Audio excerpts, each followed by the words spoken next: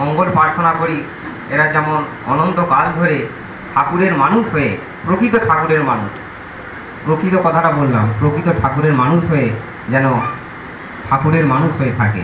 সেই সঙ্গে এই বাড়ির আর এক অতিথি ধৃতি মোহন, আমাদের রাধাকৃষ্ণের প্রথম সন্তান ধৃতি মোহন, তারও আমি মঙ্গল কামনা করি পরমপিতার আতুল চরণে। কেন আমরা তাকিয়ে থাকি যে একটা সৎসঙ্গী বাড়ির একটা বাচ্চা ছেলে কখন ঠাকুরের মানুষ হয়ে উঠবে। কেন ঠাকুর চেয়েছেন থার্ড প্রজন্মের দিকে তাকিয়ে আছেন, তৃতীয় প্রজন্ম কখন আসবে। আর বাবা মা সেই পরিবার ঠাকুরকে ধরে চলতে চলতে ঠাকুর বলছেন সঠিক বিবাহটাও এখানে অত্যন্ত গুরুত্বপূর্ণ।